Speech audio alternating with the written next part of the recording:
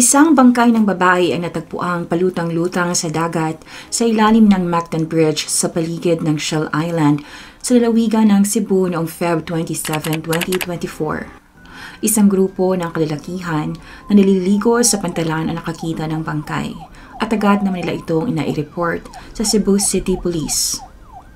Mabilis namang nakaresponde ang Philippine Coast Guard at agad nilang na-recover ang katawan ng palutang-lutang sa dagat.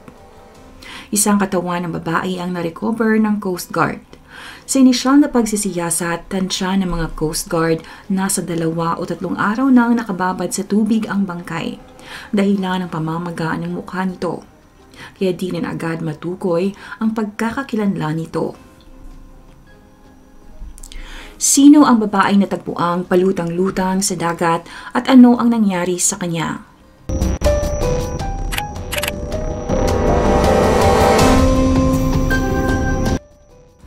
Hindi na nahirapan ang pulisya sa pagkontak ng posibleng kaanak nang natagpuan nilang bangkay.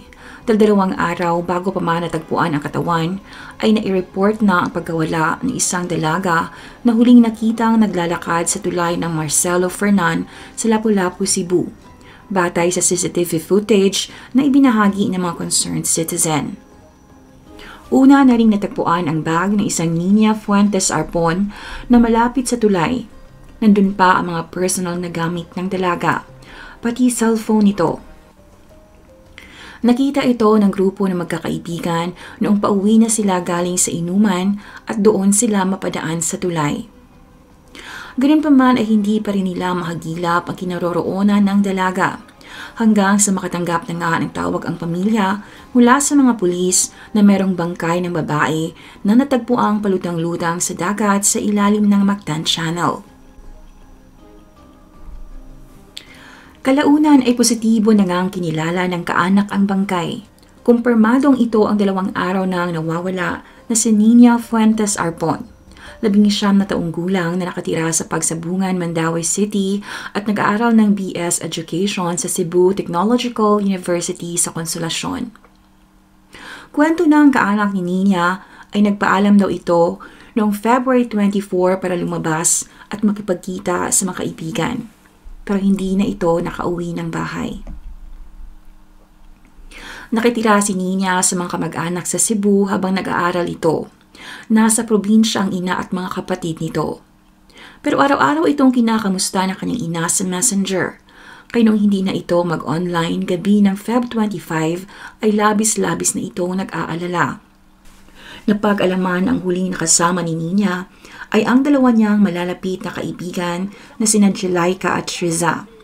Sa isang panayam sa estasyon ng radyo DYHP, maluha-luha nilang ikinuwento ang huling sandali nilang magkakaibigan noong Sabado ng gabi nang pumunta silang 3 sa Carbon Market para bumili ng milk tea at tinapay. Ayon pa kay Triza, biglaan ang pag-imbita ni Nina na lumabas silang magkakaibigan. Sa una ay tinanggihan pa daw nila ang imbitasyon nito dahil 8 na ng gabi. Ngunit nakumbinsi sila nito na pumunta kaya sumama sila sa kanya. Hindi nila alam na yun na pala ang huling gabi nilang magkasama. Sinabi ni Triza na bandang 11 noong Feb 24, Sabado pagkatapos nilang mag-milk tea at kumain ng tinapay ay nagpasya silang umuwi. Sinabi ni Triza na ibinaba nila si Nina Arpon sa isang mall sa Mandaue City dahil pareho silang nakatira ni Jelaika sa kalapit na bayan ng Consolacion.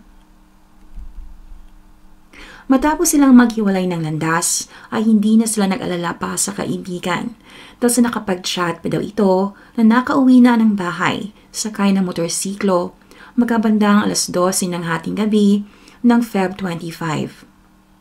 Ayon pa kay Triza, matagal na silang magkakaibigan dahil magkaklase sila mula elementary hanggang high school. Pero tanging si Nina lang daw ang nakapagpatuloy na pag-aaral sa kolehiyo at masaya sila para sa kaibigan. Kaya naman sobrang nagulat at masakit para sa kanila na matuklasan at makita pa nila mismo ang walang buhay na katawan ng kaibigan. Sila ang unang dumating para tumingin at magkumpirma kung kaibigan nga ba nila ang babaeng wala ng buhay na natagpuang palutang-lutang sa dagat. Bagamat lumobo na ang mukha at hindi na makilala ang itsura nito, walang duda na katawan daw ito ni Nina dahil sa suot nitong white polo shirt, suot na kwintas at bracelet, pati na ang tila birthmark sa tenga nito. Dahil sa tinitingnan din ng mga otoridad ang anggulong baka tumalon si Nina sa tulay para kitilin ang buhay nito, ay tinanong nila ang mga kaibigan nito kung may sinyalis ba na depressed si Nina. Ayon pa kay Triza, noong huling gabi na nakita nilang buhay si Nina ay wala silang anumang ideya na may pinagdadaanan ito dahil sa talagang masaya lang sila noong mga sandaling yon. Ang alam lang nilang problema nito ay sa tuwing napapagalitan daw ito ng ina ay sinasabi na nitong mabuti pang mawala na lang siya. Pero pinapayuhan naman daw siya ng mga kaibigan na intindihin ng ina dahil para sa kabutihan din naman ng anak ang iniisip nila. Naikwento din daw ni Nina na gusto na siyang umalis sa bahay ng kamag-anak at lumipat na ng ibang matitirhan. Pero nung gabing magkasama sila ay hindi daw ito nagkwento ng kahit anong problema. Talagang nag-enjoy lang sila. Masaya pa nga daw si Nina noong gabing yon dahil sa nagplano pa silang magkakaibigan na magkakaraoke sa susunod nilang gala. Dahil gustong gusto talaga ni Nina ang kumanta sa karaoke sa mall. Samantalang labis naman ang pagdadalamhati ng ina ni Nina na si Dharma Arpon nang matuklasan ang nangyari sa anak. Pangalawa si Nina sa 5 magkakapatid at mag-isa niya itong itinataguyod ang pag-aaral dahil sa pumanaw na ang kanyang asawa.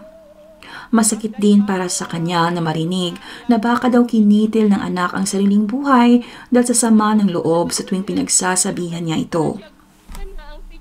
Ayon pa sa kanya, wala siyang ibang hinangad kundi mapagtapos ang anak para magiging maganda ang kinabukasan nito at hindi nito madanas ang hirap na dinanas din niya. Ang lagi daw nilang pinagtatalunan nitong huli ay ang tungkol sa pakikipag-boyfriend ni Nina. Pinagbabawalan pa daw niya muna ang anak na makikipagrelasyon para makapag-focus muna sa pag-aaral. Samantalang nung araw daw na mawala si Nina ay nakapag-chat pa daw ito sa kanya at nakapag-send ng picture na nasa isang fast food chain para makipagkita sa kaibigan. Pinadalhan pa daw niya ito ng pera dahil sa sinabi nitong wala na daw itong pera. Yun na daw ang huli nilang konvong mag-ina. Hanggang ngayon hindi pa rin talaga lubusang matanggap ang nangyari sa kanyang anak.